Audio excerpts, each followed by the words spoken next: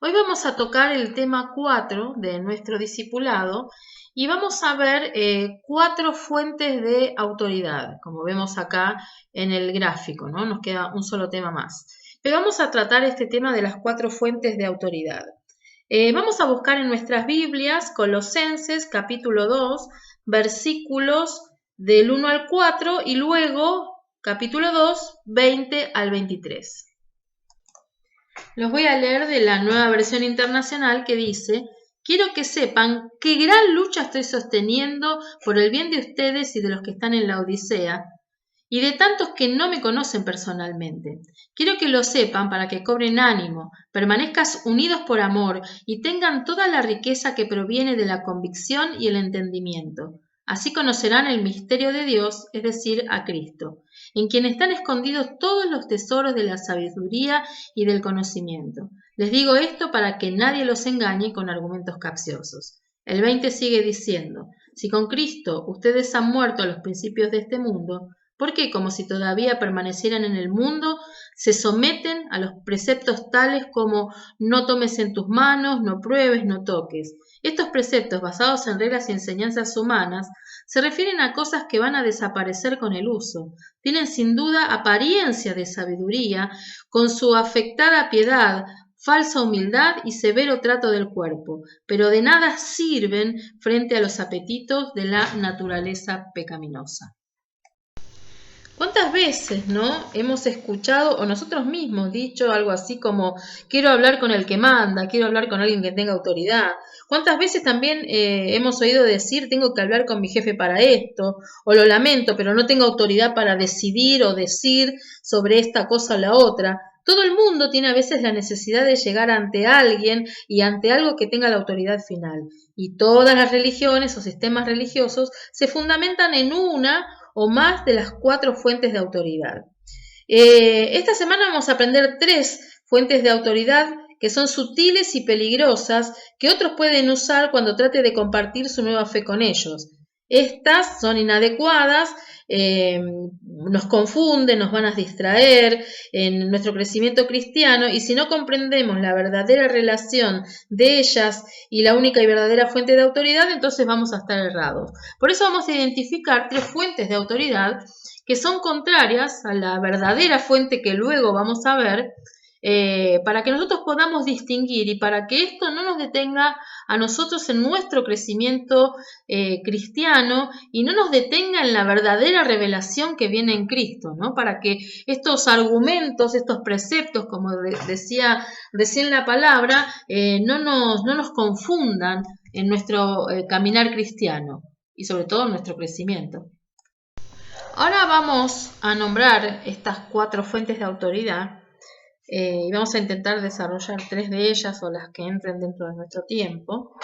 Y existen fuentes de autoridad que están dentro de nosotros y otras fuentes de autoridad que están fuera de nosotros. Vamos a nombrarlas. Las fuentes de autoridad que están dentro de nosotros son la inteligencia, otra fuente es la experiencia, y las fuentes que están fuera de nosotros, las externas, son la tradición y las escrituras. La inteligencia es lo que nosotros determinamos que es verdadero de acuerdo a nuestra capacidad de decidir, o lo que es correcto, lo que es equivocado, lo que es bueno, lo que es malo, bueno, y así sucesivamente, de acuerdo a lo que nosotros conocemos que eso es verdadero o no, ¿sí? Por eso la vamos a tomar como una fuente no muy confiable, ¿no? Después la vamos a pasar a explicar mejor. La otra fuente de autoridad que está dentro de nosotros es la experiencia. La experiencia determina sobre mis creencias en base a mis sentimientos, a mis emociones, a mis razonamientos y a todo lo que yo he vivido. Por eso muchas veces comparamos nuestra experiencia con las de los demás y no podemos comprender cómo los demás no entienden alguna situación. Claro, no la comprenden porque no la ha pasado. Entonces nosotros nos cuesta relacionar y no entendemos al otro porque no pasó por lo mismo que nosotros. O muchas veces tomamos nuestra experiencia como una fuente de autoridad total, como que así debe ser, pero no me quiero adelantar. Más adelante vamos a tratar bien sobre cada una. Y bueno, después con respecto a las fuentes que están fuera de nosotros, que son externas, está la tradición. La tradición es algo que construimos, ¿no?, sobre creencias que nuestros antepasados nos han dejado. Entonces, como antes lo hicieron, nosotros lo seguimos haciendo ahora, pero no necesariamente la tradición es una fuente de autoridad. Es algo que se hizo en un tiempo por cierta razón y no significa que siempre tenemos que estar repitiendo lo mismo. Y después, la otra fuente de autoridad que es externa a nosotros son las escrituras. Es donde Dios revela su verdad en forma escrita. Y esa es nuestra verdadera fuente de autoridad final y completa. El apóstol Pablo sabía mucho sobre las fuentes inadecuadas de autoridad. En sus viajes misioneros se encontró con mucha gente que dependía de ellas y, bueno, en lugar de la única y verdadera fuente de autoridad que era Cristo, preferían referirse a lo que ellos ya conocían, su intelecto, su experiencia, su tradición. Mucho de lo que Pablo escribió fue para refutar a los líderes que promovían las fuentes inadecuadas de autoridad y exhortaba a los cristianos a mantenerse aferrados a la única fuente que era la Escritura, ¿no?, que era la fuente verdadera. En Colosenses, en el versículo 2 de lo que acabamos de leer, del capítulo 2, Pablo insta a los lectores de esta carta a que permanezcan, bueno, unidos en amor y que tengan toda riqueza que proviene de algo muy importante, y no era del dinero, era riqueza que proviene de la convicción y el entendimiento. Pablo quería que los cristianos de Colosa tuvieran pleno entendimiento. Y en el versículo 3, Pablo les dijo que en Cristo encontrarían el doble del tesoro escondido. ¿Y cuál era ese tesoro escondido? Dice, en quienes están escondidos todos los tesoros de la sabiduría y del conocimiento, ¿sí? Cuando hablamos de conocimiento, acá no estamos hablando de información, sino hablamos de lo que la palabra conocimiento significa en la Biblia, que viene de la palabra kinosco, que es conozco, pero es conocer de manera íntima, ¿no?, de tener una relación con Cristo. Nosotros tenemos que tener sabiduría del cielo y conocimiento del Dios verdadero. No información de Dios, sino conocerlo, tener una relación personal. A esto se estaba refiriendo Pablo.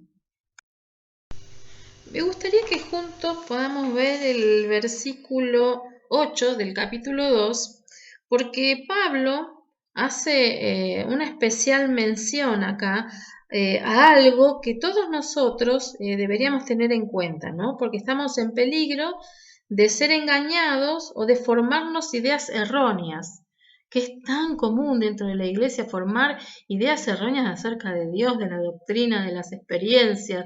A veces ponemos experiencias personales como si las enseñamos como si fuera una doctrina que todo el mundo tiene que saber.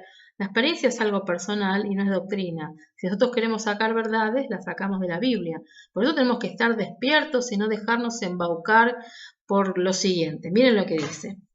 El versículo 8 dice, cuídense de que nadie los cautive con la vana y engañosa filosofía que siguen tradiciones humanas, la que va de acuerdo con los principios de este mundo y no conforme a Cristo.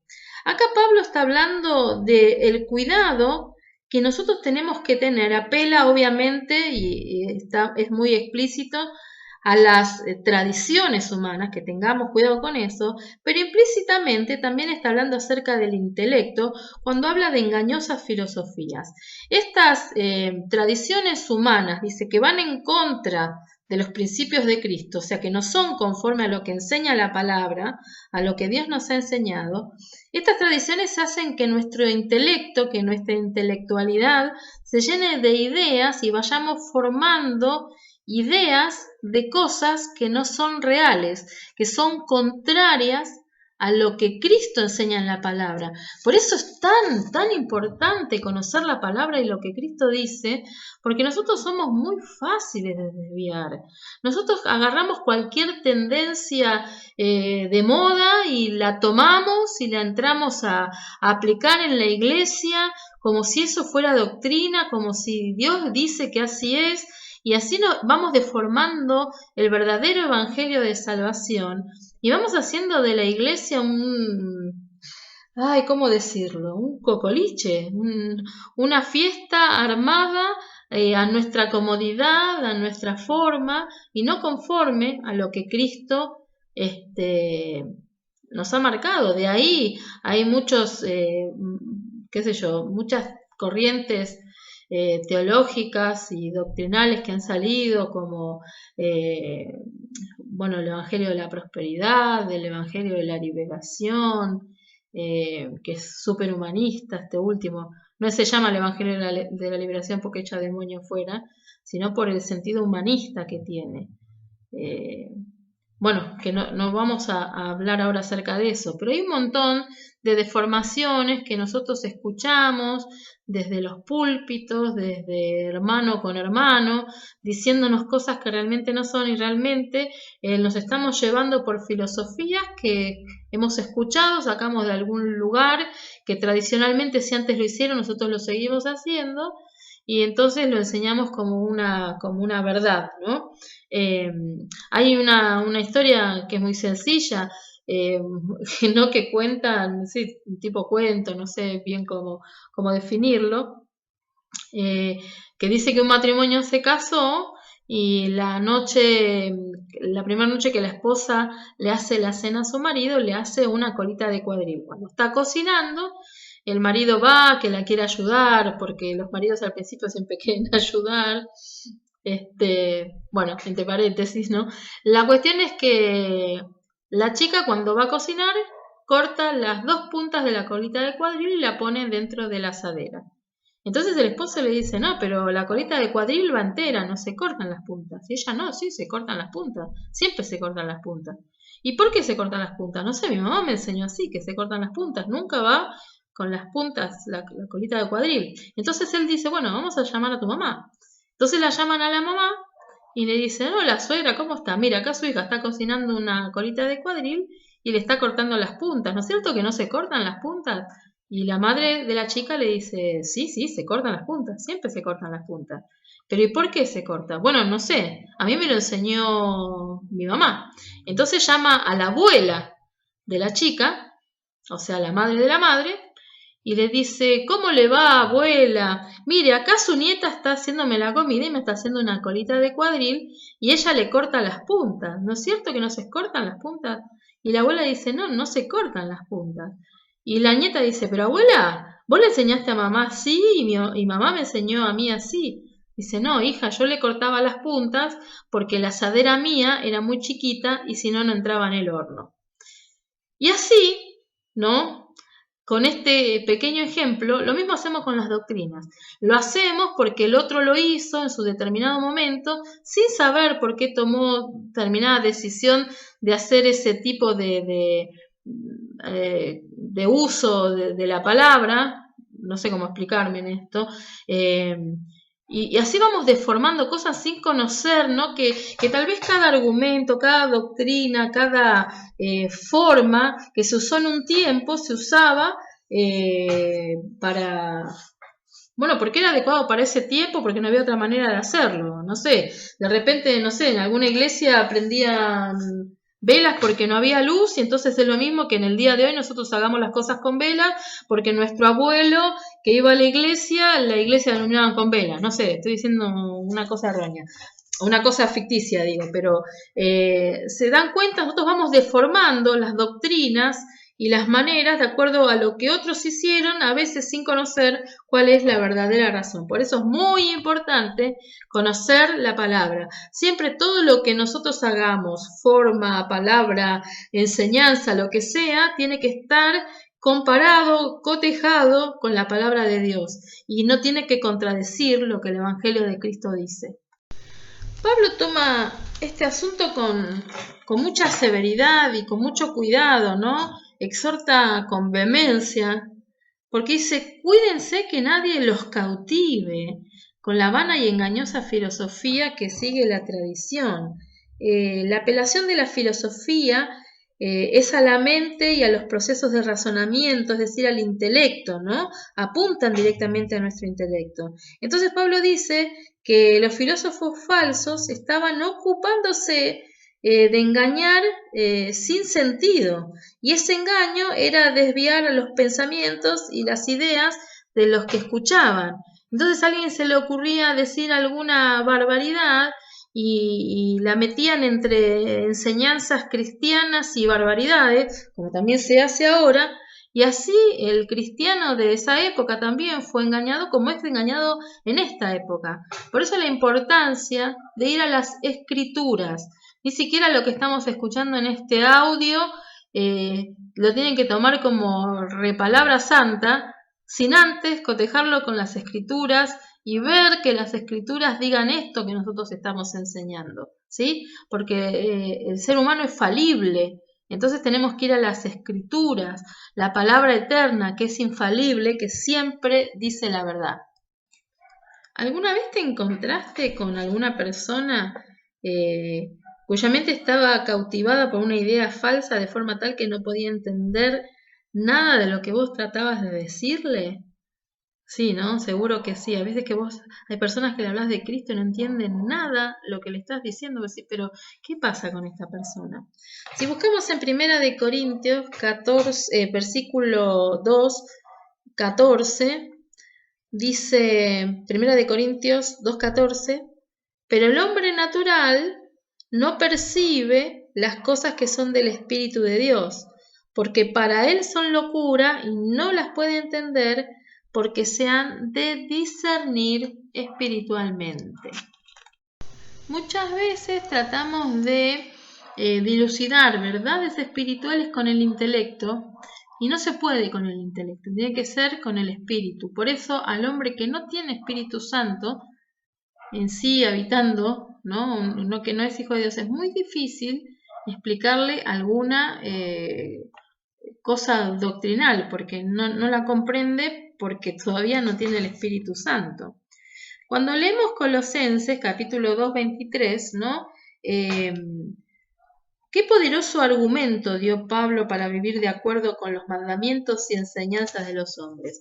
Vamos a ver el versículo 20, dice, si con Cristo ustedes ya han muerto a los principios de este mundo, ¿por qué, como si todavía pertenecieran al mundo, se someten a preceptos tales como no comas, no pruebes, no tomes? Bueno, todo lo que aparece ahí. Porque el intelecto y la tradición y las experiencias son criterios humanos y a veces nosotros queremos dar una explicación humana a una situación espiritual. Y Pablo argumentó que nosotros ya no vivimos de acuerdo a las normas humanas porque ya hemos muerto con Cristo, empieza diciendo. Si ustedes ya han muerto con Cristo, si ustedes ya no viven de acuerdo a los principios de este mundo, ¿por qué razón siguen sometiendo las cosas espirituales a lo natural, con reglas? Queremos medir con las reglas del mundo lo que se mide con una regla espiritual. Por eso estos criterios humanos pueden aparentar ser sabios y apropiados, pero ellos son siempre inadecuados e inapropiados porque no se someten a la única y verdadera fuente de autoridad que es Jesucristo. Así que Dios nos dio una mente, nos dio un intelecto, es muy cierto, y Él espera que lo usemos, ¿sí?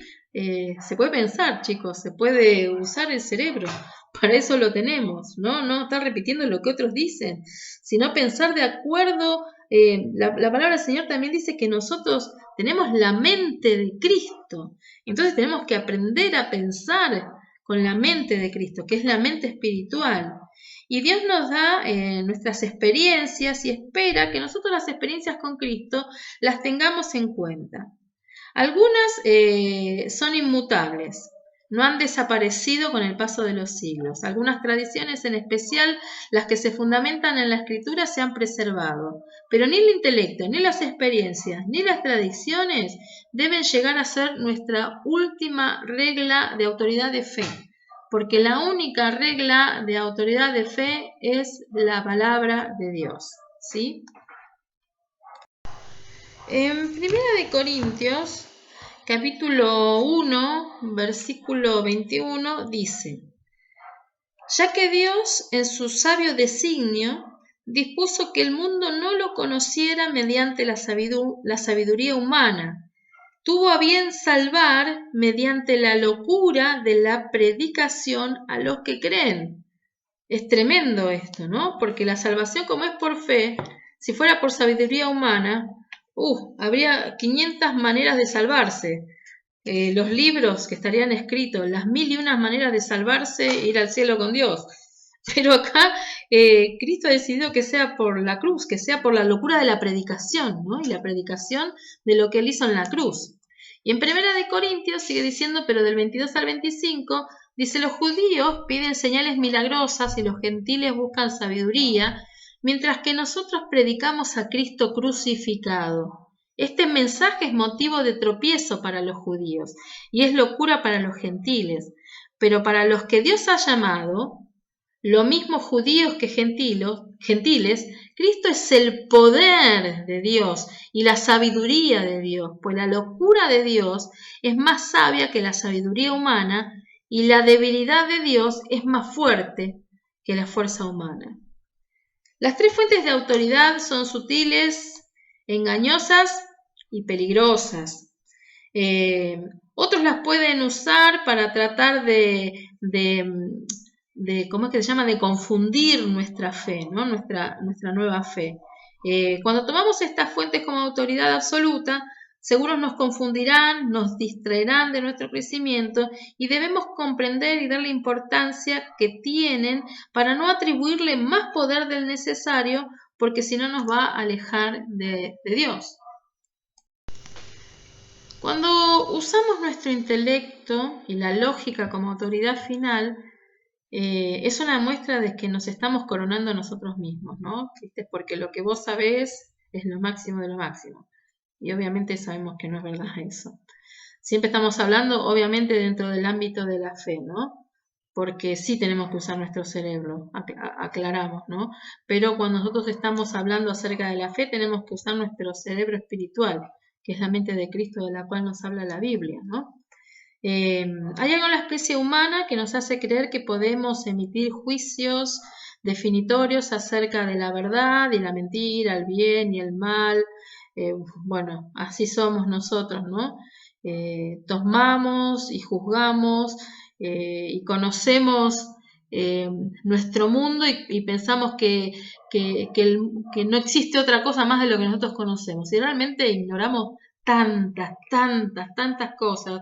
Por eso no podemos poner como algo definitivo, ¿no? Emitir un juicio así definitivo acerca de algo, porque realmente no conocemos los detalles de todas las cosas. Es más lo que ignoramos que lo que sabemos. Por eso tenemos que tener mucho cuidado, ¿no? En no creer tanto que nosotros somos unos capos intelectuales ni nada por el estilo. Por más que hayas leído 1.000.000 de libros, te voy a decir una cosa: hay 500.000 millones de libros escritos, o sea que no conoces nada, no conocemos nada. Dios sí conoce todo.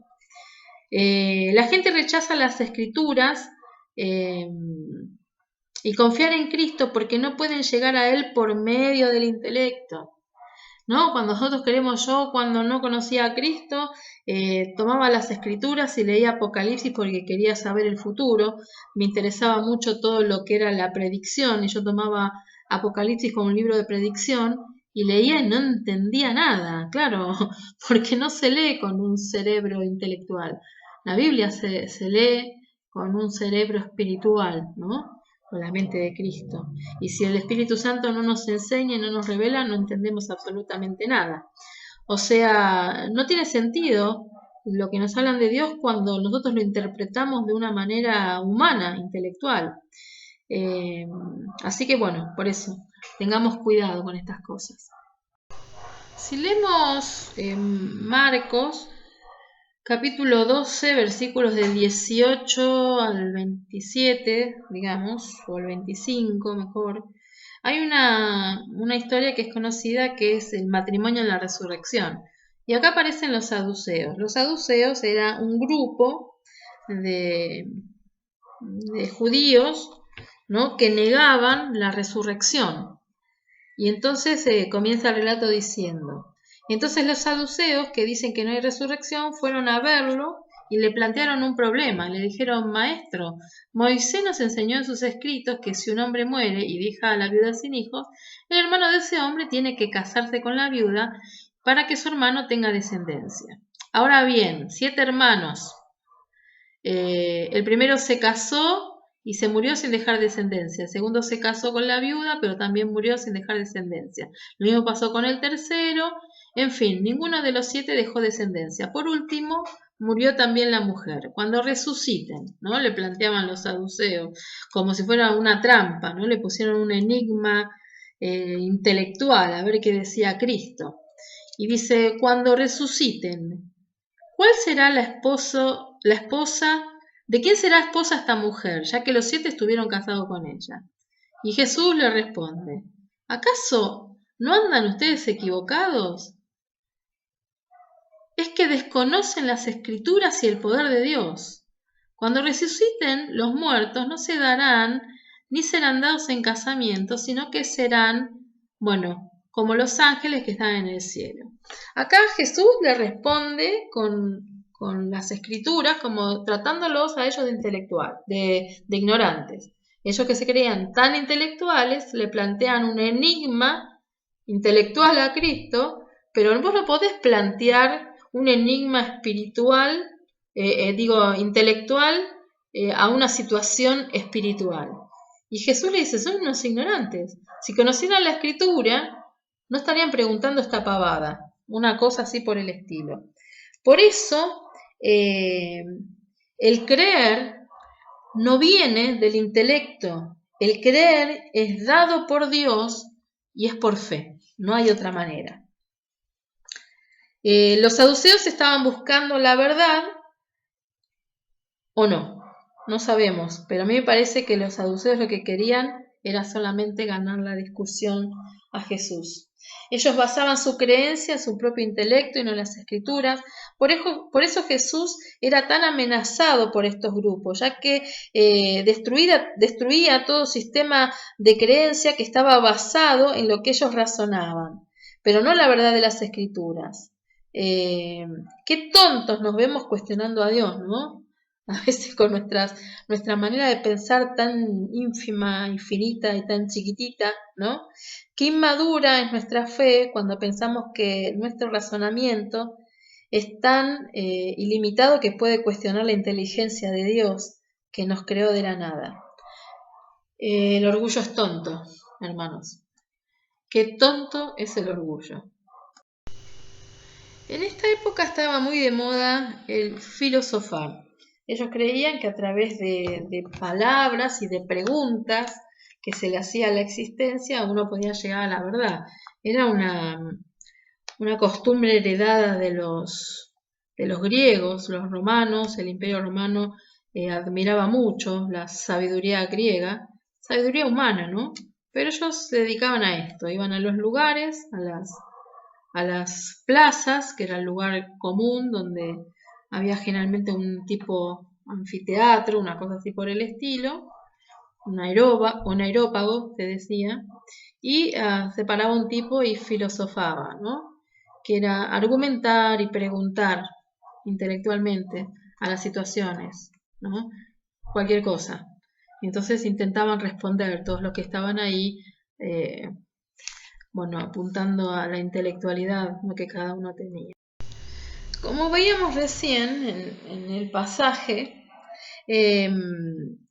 los saduceos lo que intentaban era debatir o argumentar acerca de sus creencias y eso rara vez lleva algo positivo. Pablo nos dice en los versículos 20 y 21 de Primera de Corintios 1, versículos 20 y 21, dice que Dios ha enloquecido la sabiduría del mundo.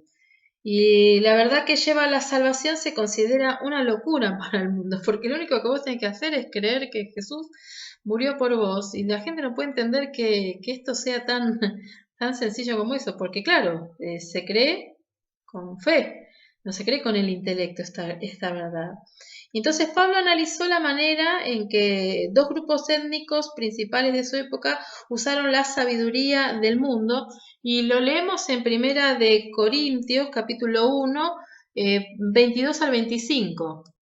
Y dice este pasaje, los judíos piden señales milagrosas y los gentiles buscan sabiduría, mientras que nosotros predicamos a Cristo crucificado.